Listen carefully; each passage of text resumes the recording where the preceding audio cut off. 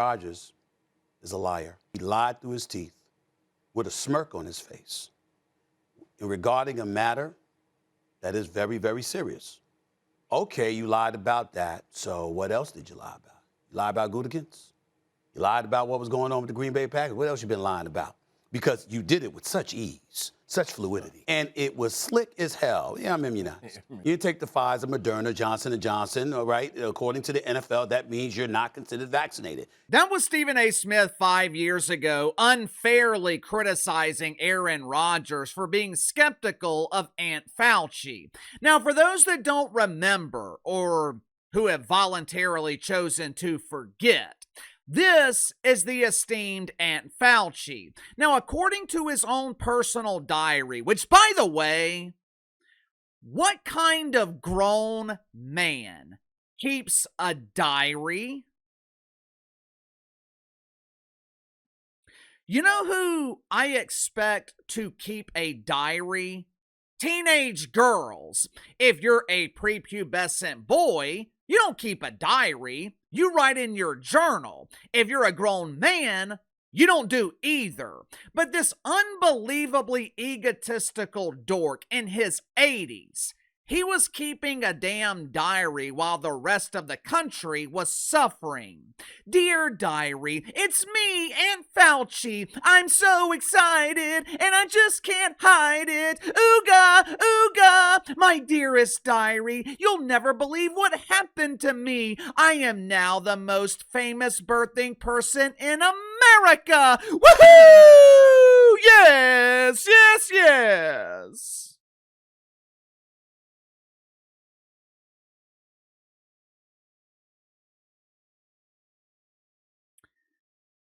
That is not hyperbole. I'm not making that up. According to his doofus diary, Anthony Fauci thought he was the most famous person in America. I wonder what's going to be revealed next about Aunt Fauci. Since he is keeping a diary, I'm sure he also thinks the simulated combat in the WWE is real. I bet he even watches cartoons. Uncle Casey, they're not cartoons, it's anime.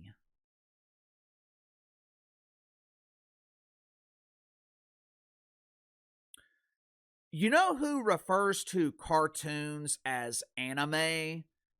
Grown men who want to make themselves feel better because they're too damn old to be watching cartoons. Anyway, the clip in the opening of this video, that was Stephen A. Smith attempting to destroy the reputation of Aaron Rodgers because he lied to the media about his vaccination status. Aaron Rodgers, back in, I think it was August of 2021, Aaron Rodgers said he was immunized. He never admitted to making an appointment with Aunt Fauci to get the ouchie. Now, should Aaron Rodgers have been upfront, honest? Was it a mistake for him to lie to the media? Yes, but you have to remember why Aaron Rodgers felt the need to lie. At the time in 2021, the media and the administration of our former fearless leader, Johnny B. Biden, they were demonizing anyone who was skeptical of the vaccine. They were demonizing anyone who had the audacity to make their own personal choice when it came to their personal health care. Independent creators on social media, they were being essentially silenced.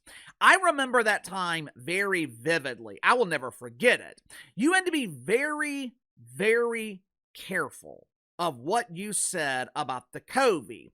YouTube was heavily criticized at the time for demonetizing videos. We would later find out that YouTube was being pressured by John Biden, who was probably being advised by his wife, pretend Dr. Jill. YouTube was being pressured by Johnny B to restrict creators who did not follow the guidance of Aunt Fauci. Now, of course, Stephen A. Smith and ESPN, they didn't have to worry about those restrictions. They were more than happy to follow their fearless leader. Ooh, Aunt Fauci, John Biden, you're such a dynamic duo. We bring these offerings of worship, and we are willing to spread your narratives.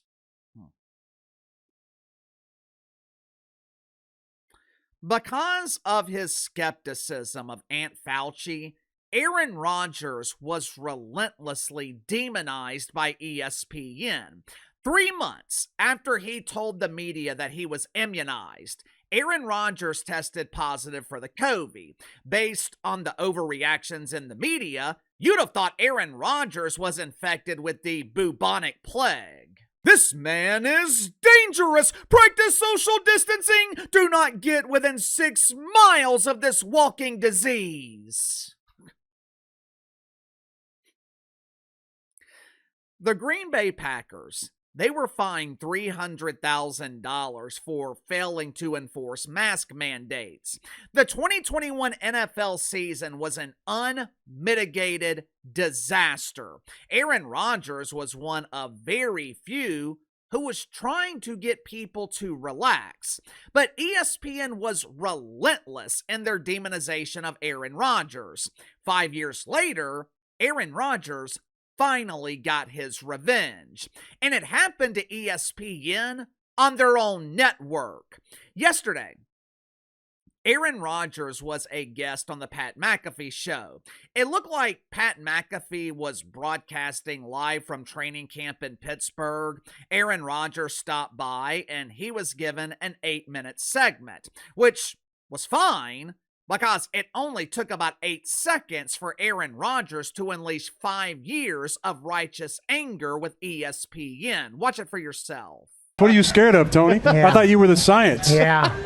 I thought you were I am science, and you get up there and you can't answer a question? Yeah. What are we doing? Baby. And how much time did the network spend at that? How much time did they spend on my responses every week, on my vaccination status, on Taylor and Travis's wedding? Did they do even a minute? Did they do even a minute on Tony Fauci? No, I don't think I've heard anything. I bet they didn't. But on that note. And there was another scandal this offseason, too, involving a voter for MVP, for Coach of the Year. How much time did your network spend? Where's your cap? Did your network spend on that? Network? I was endangering my teammates and this and that. Now look what happened. We talked about they suppressed early treatments.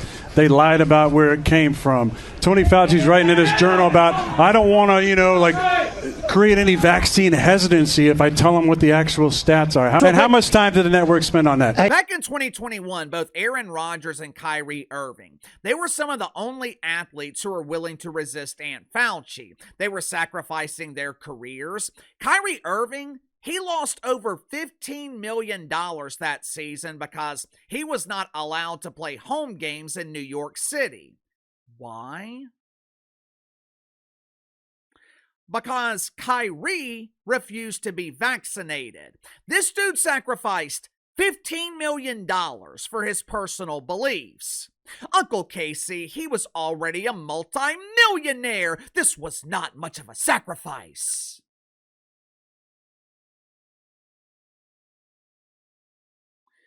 I don't care how much money you have. When you lose half of your salary, you are making a sacrifice. But instead of Kyrie Irving being celebrated, instead of Kyrie Irving being commended for his willingness to make a sacrifice, he was relentlessly demonized by Stephen A. Smith and the mainstream media. This man is insane! Why is he refusing to comply? Look the other way, kids! Kyrie Irving is not a role model. He believes the earth is flat.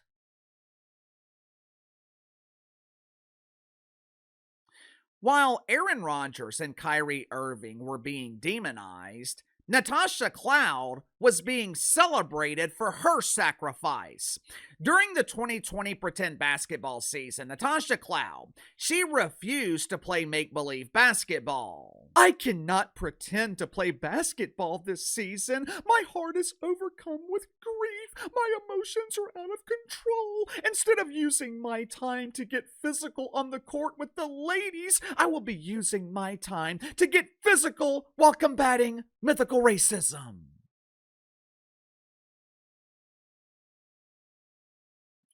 The media was treating Natasha Cloud like a hero. They were celebrating the so-called sacrifice she was making of missing the WNBA season so she could go fight manufactured racism. Kyrie Irving lost over $15 million for the sacrifice he made. How much money did Natasha Cloud lose? None. Uncle Casey, that's just not true. Natasha Cloud lost her minimum wage salary in the WNBA that season because she wasn't playing. Yeah, but Converse stepped in and paid her full salary, which was worth $117,000. To his credit, Stephen A. Smith has apologized to Kyrie Irving. Now, to my knowledge, I don't think he has apologized to Aaron Rodgers, but at least he did have the decency to apologize to Kyrie Irving. That is one thing I will say about Stephen A. Smith. He has no problem admitting when he is wrong, which is one of the reasons I respect him. Aaron Rodgers also criticized ESPN for ignoring the Diana Russini scandal. 4 months ago, everyone in the media was talking about it. If I remember correctly, I think the New York Post originally broke the story. They received photographs of Diana Russini and Mike Vrabel embracing each other at some resort in Arizona.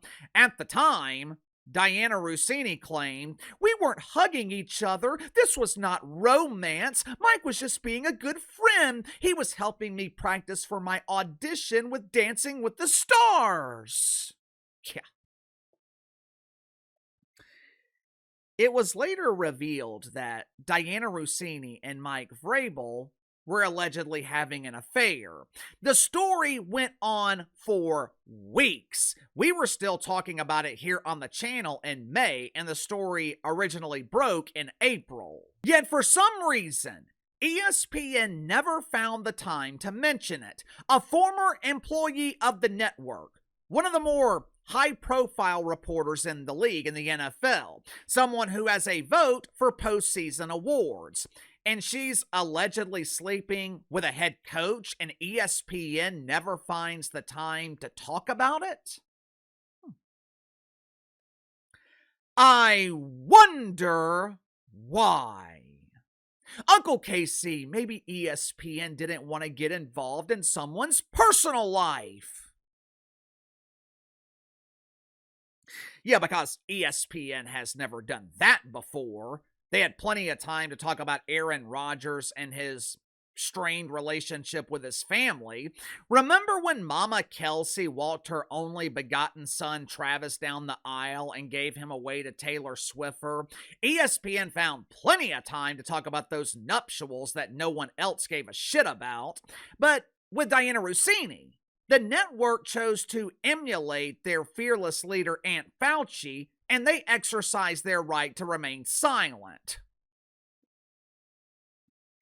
Good for Aaron Rodgers. I'm sure it felt good yesterday to be vindicated. I'm sure it felt good for Aaron Rodgers to finally, after 5 years, to be able to fight back against the false narratives that were created at ESPN, and he got to do it on their own network.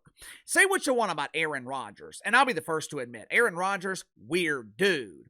There are a lot of things that Aaron Rodgers says and believes in that I don't agree with, but one thing I respect about Aaron Rodgers, I never have to worry about whether he is lying or telling the truth, because if Aaron Rodgers says it, he believes it.